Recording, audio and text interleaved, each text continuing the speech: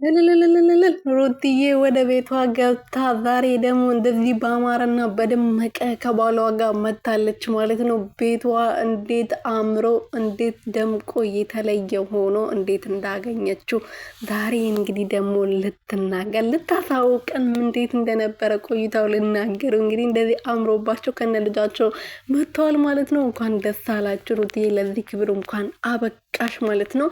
እንዴት ደስ ይል ብሎኛል መሰላችሁ ቤተሰቦቼ። ሰላም ሰላም፣ እንዴት ናችሁ? ደህና ናችሁ? እኔ ያለው ፈጣሪ የተመሰገነ ይሁን። በያላችሁበት ሰላማችሁ ብዝት ትርፍርፍ ይበልልኝ። ለዚህ ቤት አዲስ ይሆናችሁ ሰብስክራይብ፣ ሼር፣ ላይክ እያረጋችሁ ቤተሰብ እንድትሆኑ በትህትና እየጠየኩኝ ሩትዬ ወደ ቤቷ ልጇን ይዛ ወደ ቤቷ ተመልሳለች።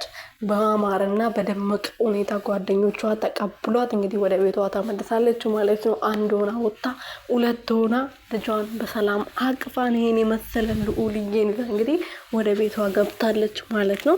ትላንት እንግዲህ በተለቀቀው ቪዲዮ ላይ አብርሃም የለም ነበረ። ዛሬ ደግሞ ጫጫታ በሌለበት ሰው በሌለበት እንግዲህ በድጋሚ ተገናኝቷል ማለት ነው። በዚህ ነገር ደግሞ ሩትዬም ደስ ብሏታል። ቤት ገዝቶላታል። እንደዛ በአማረ ሁኔታ ወደ ቤቷ እንድትመለስ እሱ ነው ሀሳቡን ያመጣው። እሷ ሄዳለሁ እያለች ቢሆንም አሁን ግን ደስ ብሏታል ማለት ነው። ቤተሰቦች እንኳን ደስ አለሽ ሩትዬ።